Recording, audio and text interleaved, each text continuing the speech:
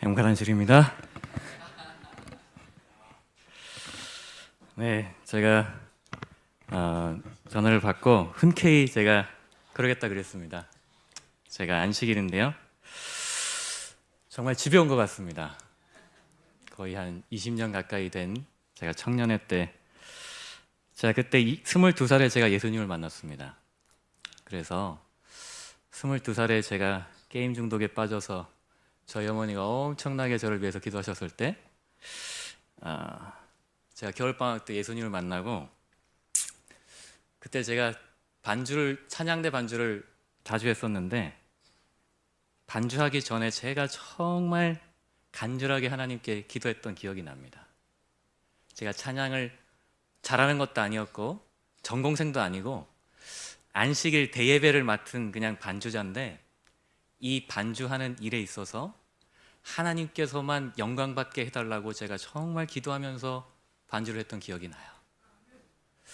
그리고 그때 하나님께서 제가 경험시켜줬던 것은 무엇이었냐면, 그 예배 시간이 정말 은혜로웠다는 것입니다. 제게는 적어도 정말 기도하는 심정으로 제가 그렇게 했었고, 그 예배에 참여했고, 그때 특별히 박재영 장로님도 같이 계셨었는데 같이 찬양대 하시고, 그때 찬양을 할 때 정말 저의 마음이 이렇게 뚜껑이 열려가지고 하나님이 보고 계시는 그런 느낌을 참 자주 받았었어요. 그런 추억이 있는 이 교회가 병원교회이기 때문에 제가 흔쾌히 그러겠다고 했습니다. 제가 비록 피아노를 잘 치지 못하지만 여러분들과 함께 그 우리를 구원해 주시는 그 하나님을 진심으로 찬양하게 되시기를 바랍니다. 저는 성소를 향한 노래라고 하는 주제로 계속해서 말씀을 나누고 있습니다. 오늘은 네 번째, 선하심의 위대한 집이라고 하는 주제입니다. 우리 첫날부터 제가 이제 쭉 하고 있는 이 주제는, 성소가 우리를 구원하기 이전부터 하늘 지성소가 원형이었다라고 하는 것을 강조해서 다루었죠. 그래서 하늘 지성소에서부터 죄가 시작이 되었고, 그 시작된 장소가 하나님의 보좌가 있는 곳이기도 하지만 또한 하나님의 집이기도 합니다. 그리고 중요한 것은 루스벨의 마음에서부터 그 죄가 시작이 되었다라고 하는 것과, 하나님의 그 통치, 그 자비하심과 공의라고 하는 그 하나님의 품성에 대해서 루스벨은 공격을 했다라고 하는 것을 이때까지 저희가 다루었습니다. 그래서 하늘 천사 3분의 1이나 이 루스벨의 속임수에 넘어가서 그 편에 가담을 했고, 지구의 인간들도 사단에게 유혹에 넘어갔다 그랬었죠. 그래서 하나님께서 이제 신적인 하나님의 그 사랑의 계시인 하나님만이 하실 수 있는 하나님 자신이 인간을 구원하시기 위해서 인간이 되기로 결정을 한 것이죠. 여러분들, 이것은 우리가 그냥 당연하게 이렇게 생각을 하고 있지만 대단히 영원토록 풀어야 될 숙제입니다. 창조주 하나님이 영원히 인간이 되기로 결정하신 거거든요. 그냥 인간이 됐다가 다시 이렇게 되는 게 아니라 영원히 인간이 되기로 결정하신 것입니다. 물론 하나님의 아들 하나님이 그 지위를 회복하셨지만 여전히 인간이시기에 우리를 뭐라고 부르기를 부끄러워하지 않으신다 그러셨습니까? 우리를 형제라고 부르기를 부끄러워하지 않으신다 그랬어요. 우리를 구원하시기 위해서는 그분이 인간이 되셔야만 했습니다. 왜냐하면 죽기 위해서는 신이 죽을 수가 없기 때문에, 창조주 하나님이 죽을 수가 없기 때문에 우리와 동일한 인간이 되셔가지고 이 땅에 거하셔서 우리를, 아담이 실패했던 그 자리에 오셔가지고 예수님께서 사단과 그 치열한 전쟁에서 뭐 하셨습니까? 승리하셨어요. 하나님의 율법은 지킬 수 없다고 하는 그 사단의 그 공격에 대해서 예수님은 신으로 승리하신 것이 아니라 인간으로 오셔서 오로지 믿음으로, 우리와 동일한 믿음으로, 보이지 않는 그 하나님을, 하나님의 말씀을 연구하고 우리처럼 연구했다고 되어 있습니다. 예수님께서 하나님의 영적 계시로 막 쫙 다 보고 그런 게 아니라 우리와 동일하게 하나님의 말씀을 읽고 묵상하고 기도하고 그러면서 아버지 하나님께 대한 전적인 믿음으로 사단을 이기셨습니다. 그리고 그분은 이기실 뿐만 아니라 이제 하늘 성소가 드디어 봉헌되게 되었던 것입니다. 그분은 우리와 동일한 인간이시기 때문에 우리의 제사장이 되실 수가 있으셨어요. 그래서 오늘 다룰 주제는 선하심의 위대한 집인데 다니엘서와 요한계시록에 있는 말씀을 좀 다루려고 합니다. 너무 잘 아시는 주제죠. 단골 메뉴, 사경의 주제로 뭐 조사심판, 재림전 심판은 아마 지난 10년 동안 몇 번을 다뤘을 거라고 생각이 듭니다. 근데 오늘 이 주제를 다루는 이유는 제가 어제 좀 무리했지만 어려운 주제를 이렇게 했던 이유는 우리가 매일 드리는 제사와 그 속죄일, 매년 드리는 제사, 그리고 그 가운데서도 속죄 제물, 그 속죄를 통해서 우리의 죄가 어떻게 성소로 전가가 되는지, 그리고 두 가지 경로, 이 불법적인 경로를 통해서 성소가 더러워진다는 것과 합법적인 경로, 우리의 그 속죄 죄를 통하여서 우리 자백한 죄가 성소로 옮겨지는 그 두 가지 경로를 긴 시간을 할애해서 제가 함께 말씀을 나눴던 것은 바로 오늘 다니엘과 요한계시록에 있는 말씀을 정리하기 위해서였습니다. 어제 그 말씀을 좀 어렵지만 여러분들이 깊이 그래도 생각하시면서 들으시면 조금 더 이해가 될 거라고 생각이 듭니다. 다니엘서 7장은 다니엘서 2장의 반복이면서 세부 사항이 추가가 되죠. 바벨론부터 그리스, 로마, 또 열나라, 그리고 예수님의 재림으로 이 세상의 역사가 맞춰진다라고 되어 있는데 7장에 보니까 추가가 됩니다. 거기에 여러분들이 잘 아시는 어떤 세력이 등장하게 됩니까? 작은 뿔이라고 하는 이 세력이 등장하게 돼요. 그래서 세 뿔, 한 왕국을 세 개를 뿌리째 뽑고 성도들과 싸워서 이기고 하나님의 때와 법을 변경하게 되고 큰 말을 하게 되고 지극히 높으신 이를 대적하는 말을 하게 됩니다. 자, 이 주제는요, 다니엘서 7장이 지금 예수님께서 승천하셔서 이제 나오는 것처럼 다니엘서 7장 10절에 보니까 내가 보았는데 왕자들이 놓이고 옛적부터 항상 계신 이가 좌정하셨는데 그의 옷은 희기가 눈 같고 그 머리털은 깨끗한 양의 털 같으며 그 보좌는 불꽃이요 그 바퀴는 타오르는 불이며 심판을 베푸는데 뭐가 펴 놓여져 있습니까? 책들이 펴 놓여졌어요. 자, 예수님께서 지금 다니엘서 7장에 왕자의 모습으로 나오게 됩니다. 인자 같은 이, 그래서 보좌에 있고 그분은 심판을 베푸시는 왕의 모습으로 나와 있어요. 그리고 이 심판이 끝나고 성도들이 나라를 받으시고 인자 같은 이가 아버지로부터 나라를 받으시는 장면이 묘사가 됩니다. 그런데 특별히 왜 갑자기 이 심판이 베풀어지는 장면이 나오는가? 그 앞에 보면 이 작은 뿔이라고 하는 세력이 성도들과 싸워서 뭐 했습니까? 성도들을 이겼어요. 심지어 하나님의 때와 법을 뭐 했습니까? 때와 법을 변경해요. 그리고 지극히 높으신 자를 대적해서 말로 뭐 합니까? 대적하게 되는 것입니다.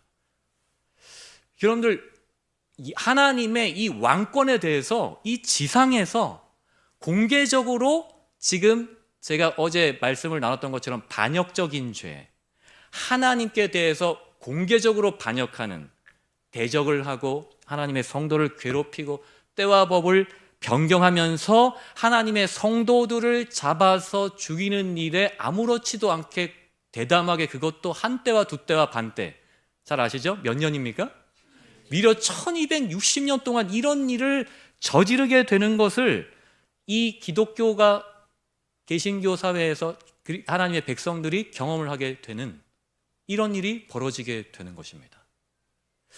그래서 그런데 다니엘서 7장은 이런 일이 영원토록 지속이 되는 것이 아니라 이제 왕자가 놓이고 책이 베풀어지게 되면서 심판이 베풀어지면서 그 억울하게 죽임을 당한, 정죄받고 죽임당한 그 성도들을 위해서 하늘 지성소에서 뭐가 베풀어지는 것입니까? 이들을 위해서 심판이 베풀어지는 것입니다. 그래서 여기 아람어로 기록이 되어 있는데 다니엘서 7장은 옛적부터 항상 계신 이가 와서 지극히 높으신 이의 성도들을 뭐 했어요? 위해서 원한을 풀어주셨다는 것입니다. 이게 아람어로 되어 있는 이 구절의 해석이에요. 그래서 이것은 정죄하려는 심판이 아니라 성도들에 대해서 지금 뭐 하려고 하는 것입니까? 변호하고 확증해 주는 거예요. 이 성도들이 얼마나 억울하겠습니까? 하나님의 뜻에 따라서 순종하기로 했는데 그것 때문에 작은 뿔의 세력에 의해서 처형당하고 모욕받고 핍박받고 쫓겨다니고, 그런 성도들에 대해서 이제 온 우주 공개적인 심판, 천천만만 천사들 앞에서 아버지 하나님께서 또 인자 같은 이가 이 성도들이 나의 자녀라고 하는 것을 확증하는 심판이 바로 재림전 심판, 조사 심판인 것입니다. 하나님께서 이 성도들은 내 자녀라고 하는 것을 확증하는 거예요. 그래서 이 레위기 16장에 나오는 제가 어제 나눴던 대속죄일의 실체가 이 다니엘서 7장에 기록이 되어 있는 것입니다. 지성소에 언약궤와 그룹 천사들이 있었던 것처럼 옛적부터 계신 이의 보좌와 천만 천사들이 있다는 거예요. 여러분들 지금 이 다니엘서와 요한계시록이 왜 중요하냐면요, 지금 우리 이 지구를 상대로 벌어지는, 저와 여러분들을 상대로 벌어지는 이 언약 소송이라고 하는 것이 지구 스케일이 이 태양계가 아니에요. 이 배경이 어디입니까 지금? 우리가 상상하기가 힘들지만 온 우주예요. 온 우주. 그럼 제가 말씀드렸잖아요. 천사들의 3분의 1이 넘어갔고요, 마지막으로 창조된 지구가 넘어갔습니다. 이것은요, 온 우주의 통치에 있어서 지금 심각한 문제가 발생한 거예요. 하나님의 통치권에 대해서 사단이 지금 제소한 것에 대해서 하나님 자신이 본인의 통치에 대해서 온 우주 거민들, 천사를 포함한 온 우주 거민들에게 하나님의 통치가 정당하고 그분이 선하실 뿐만 아니라 그분이 사랑이시고 모든 피조물들에게 경배를 받으시기에 합당하다는 것이 어떻게 해야 되는 것입니까? 증명이 돼야 돼요.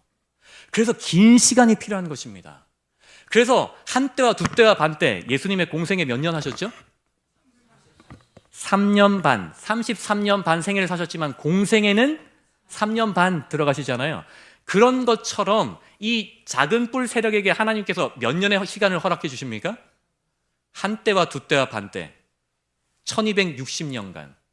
자, 3년 반이면 36개월, 42개월이잖아요. 3년 반이. 42개월을 묵시적인 예언으로 연일 원칙에 따라서 계산을 하면 몇 년이 나올까요? 1260년이 나옵니다. 하나님께서 작은 뿔에게 허락하는 거예요. 이 작은 뿔이 본질이 드러나도록 사단이 지금 하늘의 모조품에 대해서 자기가 하는 일에 대해서 하나님의 그 권위 아래서, 통제 아래서 자신의 마음껏 발톱을 다 드러내는 것입니다. 그리고 다니엘서 8장에서 다니엘은 7장에 아람어로 기록을 했다가 이제 8장으로 넘어가면서 히브리어로 바뀌어요. 언어가 대단히 중요합니다. 그래서 이때까지 7장까지는 이 세상 역사에 대해서, 정치 세력에 대해서, 나라에 대해서 이렇게 기록했다면 8장은 언어 자체가 히브리어로 바뀌고, 그리고 8장에서는 두 뿔 가진 순양과 순염소가 나와요. 순양과 순염소는 이 제사 제도에 있어서 히브리 백성, 유대인들이라면 너무나 잘 아는 이 동물들입니다. 언제 사용될까요? 대속죄일, 속죄일에 사용되는 두 동물이 순양과 순염소입니다. 그래서 동일한 하나의 메데바사와 그리스 똑같은 패턴으로 가고 있지만 동물을 다니엘은 8장에 히브리어로 기록을 하면서 순양과 순염소를 이제 상징적으로 넣습니다. 계시에 따라서. 그리고 똑같이 작은 뿔이 등장하고 아까 인자 같은 이가 하늘 보좌에서 책들을 펴놓고 심판을 베풀고 계셨는데 이제 다니엘서 8장에는 그 동일한 위치에 뭐가 일어나게 되는 것입니까? 하늘 성소를 정결하는 장면이 나오게 되는 거예요. 그래서 여기에 아까 작은 뿔이 하나님의 백성들을 공격하고 때와 법을 변개케 하고 큰 말로 하나님을 지극히 높으신 자를 대적하는 일이 나왔다면 8장에는 그 똑같은 그 작은 뿔의 세력을 정치적으로, 수평적으로 이제 확장해 가면서, 그리고 수직적으로는 또 군대의 주제, 7장에는 지극히 높으신 이를 말로 대적했다면 8장에는 군대의 주제라는 표현을 쓰고 있습니다. 군대의 주제 대신 하나님을 대적하고, 그 다음에 가장 중요한 게 뭐냐면 다니엘서 8장에는 제사 제도가 나와요. 어제 제가 말씀드렸던 매일 드리는 제사, 타밋이라고 하는 것은 원래 성경 원어에는 매일 드리는 제사라고 하는 단어 자체가 없습니다. 이 타밋이란 말 자체가 계속되는 어떤 이런 뜻입니다. 이게 타밋이에요. 매일 드리는 제사, 제가 어제 설명을 드렸죠. 24시간 내내 우리가 하나님과 뭐 해야 되는 것입니까? 우리가 잠깐 하나님과 분리되면 어떻게 된다 그랬어요? 우리는 그냥 미친 마음이 계속 나온다 그랬잖아요. 그렇죠? 미친 마음 나오고 우리는 분리된 채로 죽을 수밖에 없다 그랬습니다. 그래서 24시간 우리가 하나님과 연결이 돼야 돼요. 근데 저와 여러분들이 잠도 자야 되죠. 화장실도 갔다 와야 되죠. 그렇기 때문에 제사장이 24시간 동안 하기 위해서 서로 우리가 삼교대 하는 것처럼 제사장들이 조를 짜가지고 24시간 서로 교대를 하면서 봉사를 했던 것입니다. 구약에. 그런데 지금 다니엘서 8장에는 이 작은 뿌리 세력이 뭘 지금 공격하는 것입니까? 매일 드리는 제사. 자, 좀 이따가 이제 또 설명하겠습니다. 예수님께서 죽으시고 난 다음에 하늘 성소를 봉헌하시고 하늘 성소에서 매일 드리는 우리를 위해서 예수님은 죽으실 필요가 없잖아요. 이제 하늘에 올라가셨기 때문에 그분은 24시간 히브리서의 7장에 나와 있는 것처럼 항상 살아서 우리를 간구하시는 분이 예수님의 봉사신데 그 봉사를 작은 뿔이 뭐 해버린 것입니까? 가려버린 것입니다. 인간 사제의 고해성사 그리고 반복되는 미사 행위와 공로를 통해서 이 가톨릭이라고 하는 이 신앙 체계를 통해서 하나님께서 지금 예수님께서 지금 하늘 성소에서 봉사하시는 것을 막게 된 거예요. 여러분들 요한계시록에 보면 사단의 이름 4가지가 나옵니다. 뱀과 용과 사단과 마귀. 여러분들 이 의미를 다 아십니까? 제가 그걸 다 설명드릴 시간은 없고 간단하게 이야기하면 사단은 대적하는 자입니다. 대적하는 자, 하나님과 이렇게 두 주먹을 딱 하고 맞서 싸우겠다는 반역하는 대적하는 자. 마귀라고 하는 단어는 디아블로스라고 해서 분리시키는 자라는 뜻이에요. 사단이 마귀죠. 자, 그가 하는 일이 뭐냐면 하나님과 우리를 계속 뭐 하는 것입니까? 분리시키는 게 일이에요. 그래서 이 8장에서 이 작은 뿔의 세력이 지금 예수님과 우리를 뭐 하게끔 하는 것입니까? 분리시키는 거예요. 하늘 성소를 쳐다보지 못하도록 인간 사제를 보고 고해 성사를 하게 하고 미사를 드려가지고 교회에 와야지. 이 가톨릭이라고 하는 교회에 들어와야 구원이 있습니다. 가톨릭에는. 밖에는 교회 구원이 없어요. 들어와야 돼요. 미사에 참여해야 돼요. 여기에서 구원이 인간 사제들에 의해서 결정이 됩니다. 그러니까 지금 예수님의 지금 하늘 성소를 완전히 가로막게 된 것입니다. 그리고 하나님의 말씀보다도 교회의 전통과 교황의 권위를 높이게 되면서 이 하늘의 믿음 체계, 이게 굉장히 중요한데 믿음의 체계, 하나님께서 믿음의 체계를 만드셨는데 그것과 대조적인 거짓 믿음 체계를 만들어버린 것입니다. 그래서 다니엘서 8장에 이제 이러한 이 일이 벌어지게 되니까 두 거룩한 존재가 이제 질문하고 대답을 하게 됩니다. 아니, 이 일이 언제까지 이렇게 되겠느냐라고 이야기를 했을 때 이 환상, 곧 매일 드리는 제사와 망하게 하는 죄악에 관한 일과 성소와 백성이 내준받은 짓밟힐 일이 어느 때까지 이를꼬, 너무 큰 일이잖아요. 어느 때까지 이를꼬. 그때 여러분들이 너무 잘 아시는 다니엘서 8장 14절에 뭐라고 이야기하십니까? 2300주야까지니 그때의 성소가 정결하게 되리라 하였느니라. 여기 정결하다라고 하는 이 단어가 히브리어로 니츠다크라고 하는 표현인데, 여러분들 우리 재림교회 역사적으로요 이 조사심판과 이 용어에 대해서 무려 180년 동안 논쟁이 있었고요. 그리고 30년 주기, 40년 주기로 우리 교회의 지회장, 목회자, 심지어 1980년에는 데스몬드 포드라고 하는 아주 유명한 조직신학을 전공하고 믿음으로 말미암는 의에 대해서 교회가 굉장히 깊은 그 교수가 조사심판에 대해서 공개적으로 그가 이것은 잘못된 교리라고 이제 991페이지짜리 논문을 발표합니다. 그것이 미국 사회에 그리고 우리 교단에 엄청난 파장을 줬어요. 그 논문이 발표된 다음에 수많은 교수들과 목회자들이 우리 교단을 떠났습니다. 조사심판은 잘못된 것이라고. 그래서 우리 대총회적으로 다니엘과 요한계시록 커뮤니티, 이 연구위원회, 전 세계 석학들, 교수들이 50명이 넘는 연구위원들이 모여가지고 7개짜리 다니엘과 요한계시록 연구를 무려 10년 넘도록 해가지고 결과물이 1980년대 이후에 나오게 돼요. 그러한 일들이 우리 교단의 역사적으로 있어 왔습니다. 우리는 한국에 있으니까 그런 건 잘 모르지만 그만큼 이 주제는요 굉장히 180년, 200년 가까운 역사적으로 엄청나게 공격을 받아왔어요. 근데 최근에 유명한 의사분이 우리 교단을 떠나지 않았습니까? 그분이 지금 이야기했던 그런 모든 것들이 데스몬드 포드의 그 이야기했던 991페이지짜리의 그냥 어떻게 보면은 모조품에 불과해요. 그분이 이때까지 했던 걸 다 정리했던 건들의 공격을. 아무튼 제가 이 말씀드리는 것은 이 성경을 통해서 지금 우리 재림교회가 이때까지 성소에 대해서 굉장한 깊은 연구가 진행되어 왔고, 성경적으로 이때까지 우리 교단이 지금 재림운동을 통해서 시작된 이래로 이 주제는 매우 확실하게 정리가 된 부분이 있다는 것입니다.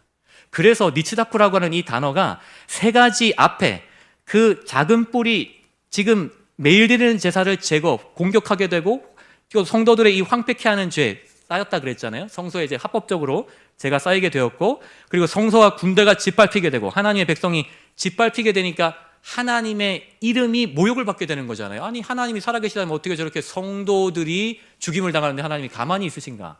이런 하나님의 명예, 그분의 이런 것들이 다 짓밟히게 됐는데, 이 용어 니츠닥이라고 하는 이 한 용어가 이 세 가지의 의미가 다 담겨 있다는 것입니다. 회복되고 정결하게 되고 변화하게 된다라고 하는 이 용어를 굳이 다니엘이 8장 14절에 넣었다라고 하는 것이에요. 그래서 조사심판은 이 세 가지 문제에 대한 포괄적인 해결책을 준다는 것입니다.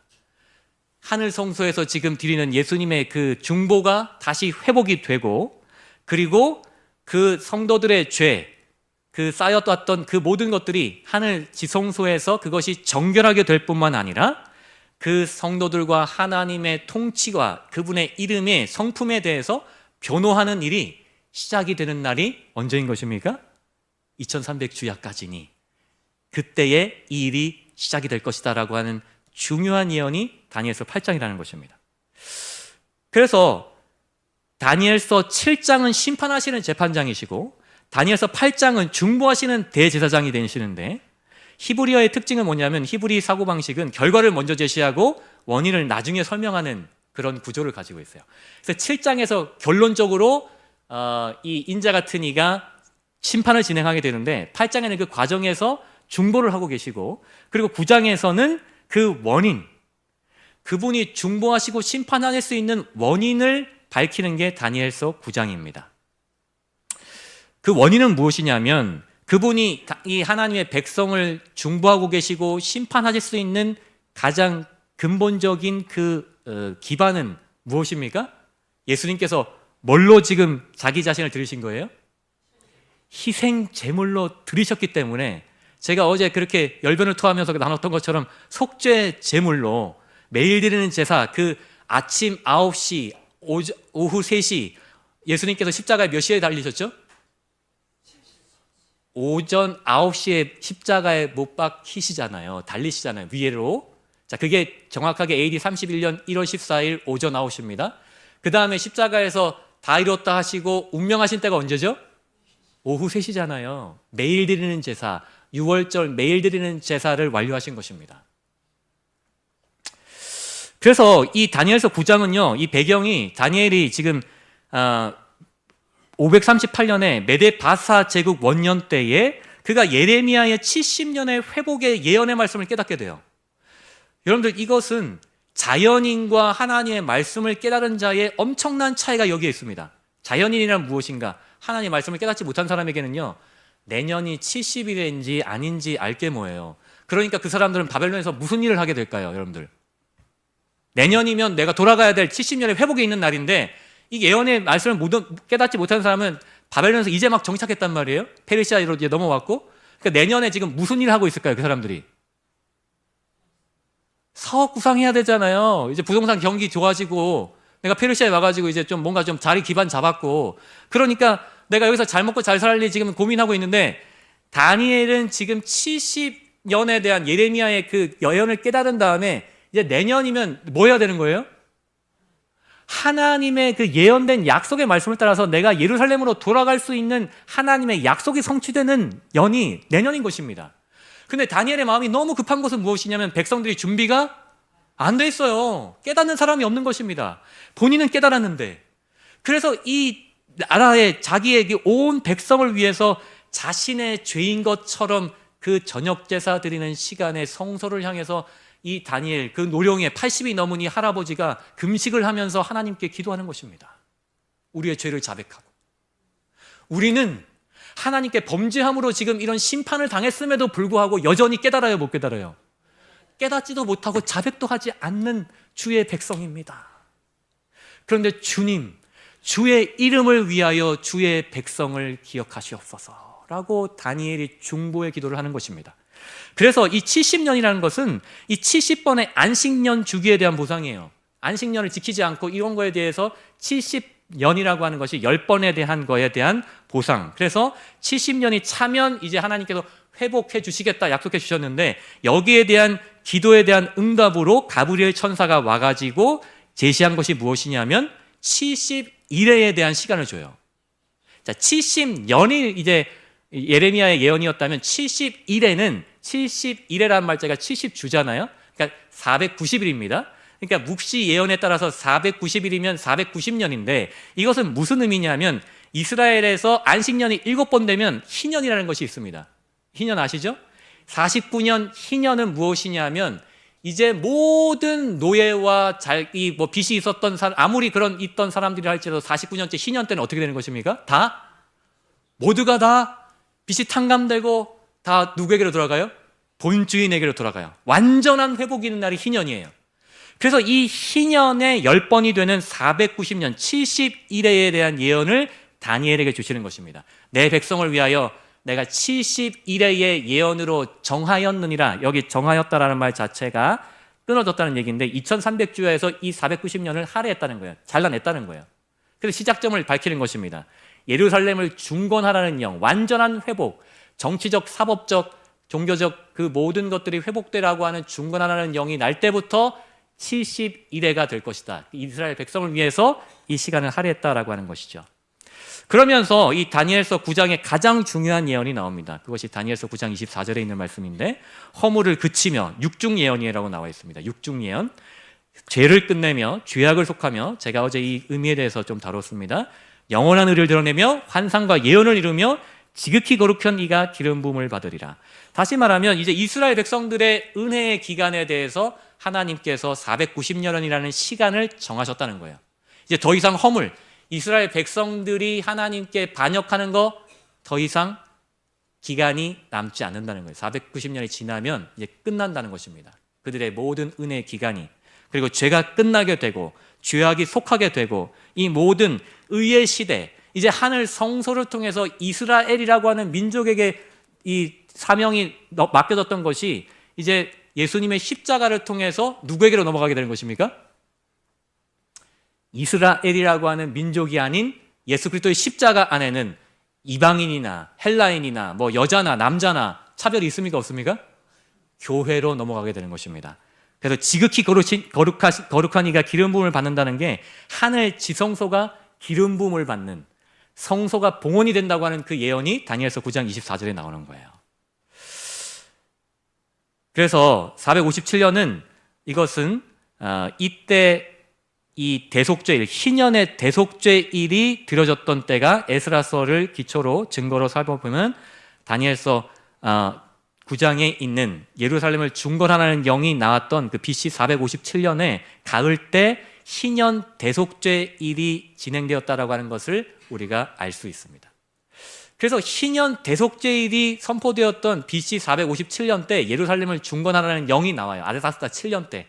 자치적으로도 그렇고 완전한 회복하는 영이 그때 이루어지게 되는 것입니다. 그래서 그때로부터 2300주야가 지나게 되는 때가 1844년 10월 22일이고요. 이 히브리 민족, 이스라엘 민족에게 할당된 490년 그 마지막 일의 중간에 우리가 잘 아시는 것처럼 예수님께서 AD 27년에 뭘 받으십니까? 때가 참에. 예수님께서 다니엘의 예언을 아셨어요. 때가 참에. 그래서 공생의 침례 요한에게 찾아가시는 때가 AD 27년입니다. 그리고 그분이 하나님의 정확해진 그 하나님의 계획하신 그 시간에 맞춰서 AD 31년 1월 14일에 오전 9시에 십자가에 매달리시고 오후 3시에 완전한 죽음을 당하심으로 인해서 이 속죄를 이 지상에서 이 매일 드리는 제사의 번제로서 그 모든 것을 완성하게 되는 것입니다. 그리고 AD 34년에 스데반의 순교를 통해서 이 이스라엘 백성들이 마침내 스데반이라고 하는 증인의 증거의 설교를 다 듣기도 전에 스데반을 어떻게 합니까? 돌로 치잖아요. 그래서 그들에게 할당된 그 시간을 자신의 손으로 마치는 것을 우리가 볼 수 있죠. 그래서 이제 더 이상 이스라엘 민족에게는 사명이 이미 다 끝났고, 민족에게 할당된 은혜 시간이 끝났고, 물론 그렇다고 해서 유대인에게 구원이 없다는 얘기는 아닙니다. 개인적으로는 구원이 있겠지만 이스라엘이라고 하는 민족으로 할당된 그 사명은 이제 끝나게 되는 것입니다. 그래서 이것은 다니엘서 7장에서부터 9장을 통해서 우리가 알 수 있는 것은 무엇이냐면, 예수님께서는 가장 중요한 이 지점인데 우리의 희생제물이 되셨어요. 그분이 어린 양 되셔서 이 땅에서 십자가에 못 박혀 달려 돌아가셨기 때문에 그분이 우리의 누가 되실 수 있는 것입니까? 우리의 대제사장이 되실 수 있었던 것입니다. 다니엘서 8장에 하늘 성소가 봉헌이 되고 그분이 우리와 동일한 인간으로서, 대표로서, 대제사장으로서 우리를 지금 중보하실 수 있게 된 것입니다. 그리고 그분이 대제사장으로서 중보하시기 때문에 결론적으로 왕이자 재판장으로서 우리에 대해서 신원해 주실 수 있는 거예요. 그래서 이것을 쭉 보면 그분이 희생제물이시죠? 근거가 되시죠? 그래서 제사장으로서 우리 변호사하고 계시죠? 그리고 그분이 이제 심판장에서 우리 심판하고 계시죠? 우리가 두려워할 필요가 있습니까? 없습니까? 우리 두려워할 필요가 없는 것도 없는 거예요. 근거도 예수님이시고요, 변호사도 그분이 하시고요, 판사도 누구세요? 판사도 예수님이 하세요. 이제 요한계시록을 정리를 하면 간단하게 지상에서 그분이 죽음과 부활로 이제 하셨다고 하는 것을 알려주고, 요한계시록 4장 5장에는 예수님께서 하늘에 올라가셔서 하늘 성소가 봉헌되는 장면이 기록이 됩니다. 하늘 봉헌 즉위식을 나타내고 있는 거예요. 그리고 이 요한계시록 8장에는 매일 드리는 제사, 제가 어제 말씀드렸던 그 중보가 시작이 되는 것을 보여주고 있습니다. 그리고 요한계시록 11장에는 속죄일, 그 지성소가 열리고 언약궤가 보여지는 것에 따라서 속죄일이 시작되는 때가 요한계시록 11장 19절에 기록이 되어 있어요. 가장 중앙에, 핵심적으로 중요한 주제죠. 그 다음에 요한계시록 15장에는 하늘 지성소에 구름이 꽉 차고 이제 그 분향단에 있는 재가 다 나오게 되면서 중보가 끝났다고 하는 것이 나오게 됩니다. 그래서 예수님의 그 대제사장적 봉사가 끝나고 은혜의 시간이 종결되는 것이 나와요. 모든 사람들의 운명이 결정되는 것입니다. 그 다음에 요한계시록 16장, 17장, 18장은 이제 심판이 진행이 되고, 요한계시록 19장에 우리가 첫날 다뤘던 것처럼 하늘 지성소가 뭘로 바뀌게 되는 것입니까?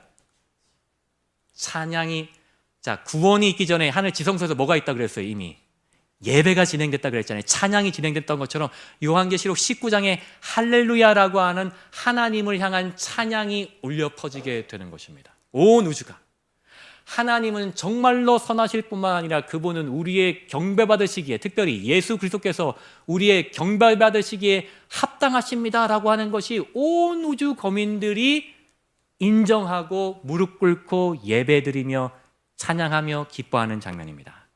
그리고 요한계시록 21장 22장에 다시 이 새 예루살렘이 이 지구로 내려오는 것으로 요한계시록은 끝나게 돼요. 이 모든 일의 핵심이 무엇이냐면 성소라고 하는 것입니다.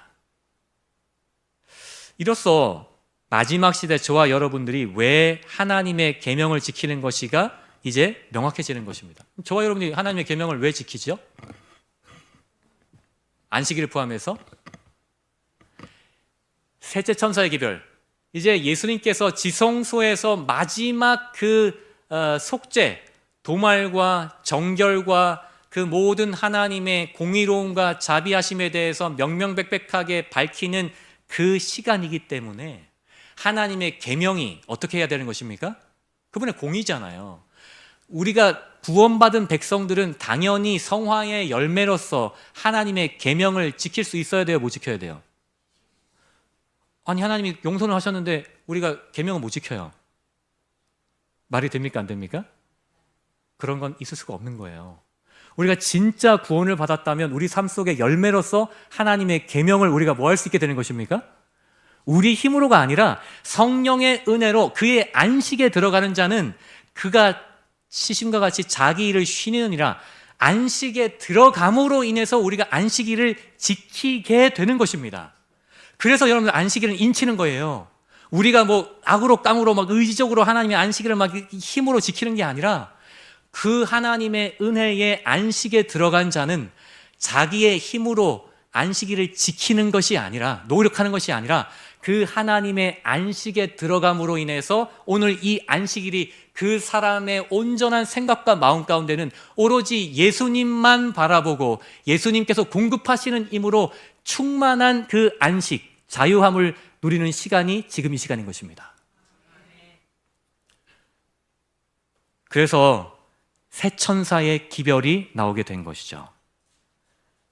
첫째 천사의 기별, 둘째 천사의 기별, 셋째 천사의 기별, 이미 있는 현대 진리, 1844년 10월 22일에 이미 이 심판이 시작이 된 것인데, 왜 심판이 복음인가? 이미 다니엘서 9장에 예수님께서 우리를 위해서 뭐 하신 것이기 때문에 그런 것입니까? 변호사는 이제 8장이시고 9장에 그분이 제사장 되시기 전에 그분이 우리의 뭐가 되셨어요? 속죄 제물이 되셨잖아요. 속죄 제물. 그분이 우리의 어린 양 되셨잖아요. 속죄 제물이 되셨기 때문에 그분이 제사장이 되시고 이제 심판장이 되시는 것인데, 그래서 심판은 우리에게 복된 소식인 것입니다. 우리를 뭐 하시겠다고 하는 소식이니까, 우리를 구원하시겠다고 하는 소식이니까요. 그래서 이사야서 53장 12절에 보면 그가 많은 사람의 죄를 담당하며 범죄자를 위하여 기도하느니라 라고 되어 있습니다. 이건 미완료형이에요. 지금도 여전히 기도하고 있다는 것입니다. 계속해서 예수님께서 끊이지 않으시고, 속죄일에도 여전히 매일 드리는 제사가 진행이 됐다 그랬잖아요. 아침과 저녁으로. 그래서 예수님의 중보가 지금도 여전히 진행되고 있다는 것입니다. 히브리서 8장 6절에는 그래서 더 좋은 언약의 중보자, 새 언약의 중보자, 새 언약의 중보자 예수라고 표현하고 있습니다. 그래서 이 의미는, 중보란 엘렌 화이트 선지자는 이렇게 기록하고 있습니다. 그것은 유한한 인간을 무한하신 하나님의 보좌에 연결하는 무엇이라고 되어 있습니까? 황금 사슬이라고 되어 있어요. 그래서 저와 여러분들은 깜빡하고 예수님을 잊을 때도 있고, 또 실수하고 연약함으로 인해서 또 죄를 지을 수도 있지만, 그럼에도 불구하고 예수님께서 쉬지 않고 우리를 위해서 중보하시기 때문에 우리가 다시 뭐 할 수 있는 것입니까? 다시 일어날 수 있는 거예요. 예수님의 중보의 그 힘으로 다시 우리의 기도가 불이 붙여지고 다시 한번 내가 일어날 수 있는 힘의 근원은 예수님의 중보에 있는 것입니다. 그래서 우리는 하나님께 담대히 나갈 수 있고요, 우리의 기도에 효력이 있는 것입니다. 우리의 기도에 예수님의 중보, 그 십자가의 피가 같이 묻어나가기 때문에 아버지 하나님께서 받으실 수 있는 것이고요, 개인 맞춤형 중보, 그분은 각 영혼의 필요에 맞춰서, 여러분들 한 명 한 명에게 상황이 다르잖아요. 그 각자에 맞춰가지고 예수님께서는 맞춤식으로 응답을 진행하고 계신다는 것입니다. 그리고 그분은 새 언약의 모든 축복과 약속을 우리에게 보증하셨어요. 성령 하나님을 통하여서 우리에게 그 성령의 9가지 열매, 사랑과 희락과 화평과 오래 참음과 자비와 양성과 충성과 온유와 절제, 이 모든 아름다운 열매들이 예수 그리스도라고 하는 그 십자가의 열매로 우리 삶 속에 풍성히 맺히도록 보증하셨다는 것입니다. 우리가 잘해서가 아니라 누구의 근거로요? 예수님의 근거로 우리를 그냥 무료로 하나님의 은혜로 그것을 주시겠다고 약속하신 것입니다. 그래서 마지막 시험을 통과하는 능력은, 이것이 중요한데, 스가랴 3장의 환상처럼 사탄이 우리에게 더러운 옷을 보이면서 계속해서 고소하죠. 이게 야곱의 환란 아니겠습니까? 우리의 모든 기록을 다 갖고 있어요. 제가 결혼하면서 얼마나 치졸하게 싸웠는지, 우리 아이들에게 어떻게 했는지 모든 다 자료를 가지고 있습니다. 우리를 끊임없이 고소하는 거예요. 네가 그러고도 구원받을 수 있을 것 같아? 끊임없이 우리의 양심에 대해서 잡념으로 계속해서 넣는 것입니다. 죄책감을 집어넣죠. 야곱이 그랬던 것처럼, 에서 만나기 전에 그가 죄책감으로 인해서 다시 한번 고민했던 것처럼. 그러나 중보자의 사역이 끝나는 환란의 때가 올 것인데, 중보자 없는 하나님 앞에 서게 될 그 시간에도, 여러분들 중보자 없는, 예수님의 성소에서 지성소가 끝나가지고 이제 중보자 없는 시대에도 여전히 우리는 누구의 공로로 설 수 있는 것입니까? 예수님의 십자가의 공로로 설 수 있고, 중요한 건 성령 하나님이 우리와 함께 하십니까? 아니면 우리 홀로 있습니까? 함께 하시는 거예요. 중보가 끝났다고 예수님, 하나님과 우리와 분리되는 것이 아닙니다. 여전히 우리 마음 가운데 누구와 함께 하고 계셔요? 성령 안에 우리가 인침을 받은 그 채로 생명 싸개에 우리가 숨겨져 있는 것입니다. 저와 여러분이 그래서 늦은 비를 기다리는 거예요. 우리의 생각과 감정과 의지가 하나님께 완전히 고정되는 그 시간이 얼마 남지 않았다는 것입니다. 그래서 엘렌 화이트 여사는 이렇게 기록하고 있습니다. 휘장 안에 계신 대제사장이신 그리스도는 갈보리를 불멸화하셨대요. 그분은 하나님 안에서 영원히 살아계시지만 죄에 대하여는 끊임없이 뭐 하신다고요? 끊임없이 죽으신다고요. 끊임없이. 그 피를 우리에게 끊임없이 적용하고 계시는 것입니다. 그리고 그분은 간청자가 아니에요. 아버지 하나님 앞에. 자기 소유를 주장하는 뭘로 지금 중보하고 계십니까? 정복자로. 그래서 영감의 글에는 우리는 사단을 정복된 원수로 보라고 기록하고 있습니다. 우리가 벌벌벌 떨면서 어떡하지? 그게 아니라 정복된 원수로 바라보라고 그랬어요. 예수님께서 이미 정복하신 그 사단이 아무리 나에게 질병을 주고 잡념을 주고 뭐 비난, 죄책감을 준다 할지라도 쫄지 말라는 거예요. 예수님께서 이미 뭐 하셨습니까? 이미 승리하셨어요. 승리하신 것을 근거로 우리에게 중보하시고 그걸 혜택을 주시겠다고 약속하셨다는 거예요. 믿음으로 그 약속을 붙잡고 승리하라는 것입니다. 한 발자국 전진하라는 거예요. 그렇게 될 때에, 한 발자국 전진하게 될 때에 우리 마음 가운데 있는 죄책감, 비난, 화살 모든 것들이 사라지게 될 거라는 것입니다. 저와 여러분들이 이것을 경험으로 알아가게 되시기를 축원합니다. 그래서 우리가 피고에서 원고로 바뀌어요. 사단이 우리를 피고로 세웠거든요. 너 지금 이런 거 잘못했잖아. 너 나한테 토라도 넘어갔잖아. 그런데 하나님은 우리를 피고가 아니라 어디로 세우신다고요? 원고로 세우세요. 심판은 우리의 신원을 뭐 하시는 시간입니까? 회복하는 시간이에요. 그래서 우리가 피고 속에 서는 것이 아니라 하나님께서 원고 속에 서셔가지고 예수님께서 우리의 그러한 범죄를 공개하는 시간이 아니라, 여러분들 이거 중요합니다. 우리 무슨 죄를 저질렀는지 쫙 나열하는 시간이 아니라 그 범죄를 부정하는 것이 아니라 그렇게 범죄를 했다 할지라도 이 사람이 나를 얼마나 끝까지 붙들고 회개했는지에 대해서 철저하게 예수님께서 우리를 변호하신다는 사실입니다. 우리가 회개했던 거 다른 사람 모를 수 있어요. 아무도 모르게 내가 잠깐 동안 또 하나님 앞에 무릎 꿇고 기도했던 것부터 시작해서 눈물로 호소했던 것, 그 모든 것들을 다른 사람은 다 모른다 할지라도 예수님은 아십니까? 모르십니까? 다 모든 것을 아시기 때문에 사단 앞에서 당당하게 예수님께서 공의, 내가 이 사람을 구원하시는 것이 합당하다고 온 우주 천천만만 천사들 앞에서 확정하는 것입니다. 그래서 이 심판의 최종 목적은 우리의 구원을 넘어서는 것입니다. 여러분들, 우리를 구원하는 게 목적이 아니에요. 우리 구원 목적은 맞지만 여러분들 다시 한번 우리 이 지성소, 하늘 지성소에서 벌어지는 이 장면은요, 배경이 뭐라고요? 온 우주 거민들과 천천만만 천사들이 지금 지켜보고 있다고요. 배심원으로. 하나님이 지금 하시는 일이 어떻게 진행이 되는지 모두가 배심원으로 다 지켜보고 있다고 했습니다. 그래서 사도 바울이 우리가 온 우주 거민들에게 뭐가 되었다고 되었습니까? 구경거리가 되었다고 되어 있잖아요. 구경거리. 그러면 저와 여러분은 아무리 비실비실해 보이고 아무리 연약해 보이고 뭐 진짜 뭐 볼품없어 보인다 할지라도 우리의 삶은요, 온 우주 거민들이 지켜볼 만큼의 가치가 있는 삶입니다. 그러면 저와 여러분이 아무리 아주 미천하고 아주 사소한 일에 내가 믿음의 시험을 가지고 때로는 넘어지고 붙들고 하지만 여전히 예수님의 그 공로를 붙들고 이기고 하는 이 과정은요, 우주 거민들과 천사들은 범죄한 적이 있습니까? 없습니까? 그 사람들은 죄가 뭔지 몰라요. 우리는 이해가 되지 않지만 거짓말을 한 번도 해본 적이 없대요. 미워해본 적도 없어요. 근데 저와 여러분은 어떻습니까? 전문가잖아요. 아니, 미워하는 게 그게 뭔지 모른다는 게 말이 돼? 우리 너무 죄의 전문가예요. 근데 그래서 여러분들이 이 죄의 전문가인 저와 여러분이 예수님의 십자가의 은혜로 누군가를 내가 미워해야 정상인데, 들이받아야 정상인데, 예수님의 십자가의 은혜를 붙들었을 때 내가 저 사람을 미워하는 게 아니라 내 마음 가운데 뭐가 생기는 것입니까? 내 마음 가운데 저 사람을 용서하고 사랑하게 되는 그 마음을 겪는 그 과정을 온 우주 거민들과 천사들은 신기하게 쳐다보는 것입니다. 아니 어떻게 저렇게 죄의 전문가가 하나님의 은혜로 저렇게 바뀌게 되어 가지? 아직 완벽하지 않아요. 아브라함처럼 완벽하지 않는데 점점 그 과정을 지켜보게 되면서 탄성을 일으키게 되는 것입니다. 우리를 보고 탄성하는 게 아니라 우리 은혜에 역사하시는 그 하나님의 놀라운 은혜에 대해서 탄성하는 것입니다. 그래서 에스겔서 36장 23절은 이렇게 기록합니다. 너희로 말미암아 내가 이방의 목전에서 나의 거룩함을 뭐 하시겠대요?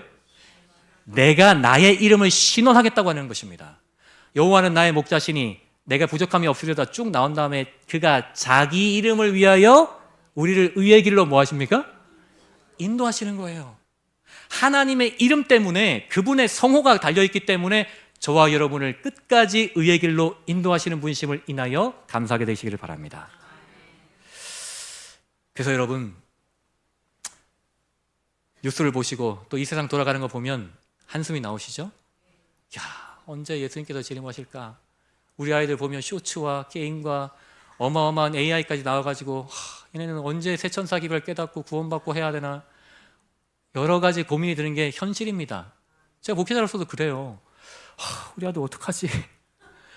얘는 어떻게 구원받지? 저도 모르게 근심이 될 때가 있어요. 그런데 여러분들, 그 세상에, 그런 세상이 지금 사단이 만들어 놓은 어마어마한 위협거리와 유혹거리와 공격거리가 있지만 그 모든 것들을 이길 수 있는 이유는 우리 마음 가운데 부어주시는 성령의 능력으로 그 모든 것들이 한 방에 일소에 사라지게 될 수 있다는 것입니다. 우리의 힘이 아니라 성령의 능력이 임하게 될 때 우리가 죄가 미워하게 되는 그 역사가 비록 우리 어린 아이라 할지라도 그 아이들에게도 약속이 되어 있음을 저와 여러분이 기억하게 되시기를 바랍니다. 그래서 이제 마지막 촉매제가 있을 거예요. 성경은 그것을 화학자가 비커 속 용액에 촉매제를 떨어뜨리면 갑자기 화학 반응이 확 일어나게 되는 것처럼 마지막 늦은 비 성령과 그리고 이 하나님의 남은 자손을 위한 대대적인 박해, 그리고 마지막 날 사건들, 7지향부터 시작해서 종말적 국면들이요, 긴 시간 진행되는 게 아닙니다. 영감의 글은 아주 짧은 시간 진행될 것을 기록하고 있어요. 그래서 이 화학 반응을 통해서 순식간에 이 온 우주, 이 지구상에 남은 자산들은 하나님의 인, 예수 그리스도 안에서의 진리로 굳게 정착된 백성들, 그의 이마와 손에 하나님의 그 지성적, 그들의 지적 그리고 정서적, 의지적으로 하나님 편에 완전히 늦은 비로 인친받은 사람들과 그리고 짐승의 표에 받은 사람들, 불의와 속임수에 굳게 정착된 사람들로 이 촉매제를 통해서 확 갈리게 될 것입니다. 근데 그 시간이요, 얼마 남지 않았습니다. 저와 여러분이 나도 모르게 한숨 짓고 또 걱정이 된다면 우리의 눈을 지금 하늘 지성소에서 마지막 중보하고 계신 예수님께 시선을 고정시키게 되시기를 바랍니다. 왜 요한계시록이 중요하냐면요, 그런데 우리의 이 구원의 청사진이 확실하게 그려지게 될 때 우리 눈 뜨자마자 하나님께 감사할 수 있습니다. 하나님 감사합니다. 지난밤에도 저를 지켜주셔서 감사합니다. 오늘도 저와 여전히 동행해 주시고 제가 또 한눈 팔 수 있지만 여전히 저를 또 인도하실 것을 믿습니다. 또 때로는 우리가 점심시간에 또 나도 모르게 한눈 팔고 잡념 들고 미친 마음이 잠깐 들어왔다 할지라도 다시 예수님을 바라보고 예수님 도와주십시오. 지금 우리 이 싸움 하고 있어요. 저와 여러분들 이 싸움 하고 있는데 마침내 온 우주는 대쟁투가 끝나고 하나님의 품성이 완전히 신원될 때 하늘과 땅의 모든 존재는 그분의 공의와 사랑을 인정하며 찬양할 것입니다. 하나님의 선하신 집 안에서 이제는 모든 죄가 끝나고 그 장막 가운데서 저와 여러분이 더 이상 헤어질 일 없이 하나님과 영원히 살 날이 얼마 남지 않았습니다. 마지막 슬라이드인데요, 그래서 심판의 기쁜 소식은 우리의 영원한 뭘로 완성됩니까? 영원한 확신으로 완성이 되는 것입니다. 이 죄에 더 이상 자유의지가 있다 할지라도 죄가 발생하지 않는 이유가 여기에 있습니다. 하나님께서 자유의지를 철회하시지 않지만 모든 피조물들에게 여전히 자유의지가 있지만 죄의 그 확실한 증거, 갈바리 십자가, 그 두 손 못 자국 난 예수님의 영원한 인성 속에 자국 난 그 뚫린 옆구리와 못 자국 난 손바닥에 있는 그 증거로 인하여서 온 우주는 다시는 죄가 발생되지 않게 되는 것입니다. 하나님 완전히 의로우시며 그분의 모든 길은 참되심이 증명되었습니다. 그 결과 우주는 다시는 죄의 위협을 받지 않고 영원히 안전하게 될 것입니다. 제가 좀 어렵지만 성소라고 하는 주제를 가지고 넷째 날까지 달려왔습니다. 때로는 좀 많이 어려우셨죠? 박성훈 목사가 열정적으로 뭘 하는데 저게 무슨 말인가? 어려우신 부분도 있을 것입니다. 그런데 저와 여러분들이 혹 내가 약한 고리, 어떤 부분이 이해되지 않는다면 기도하는 심정으로 다시 한번 차근차근 면밀하게 말씀으로 돌아가게 되시기를 간절히 기도드립니다.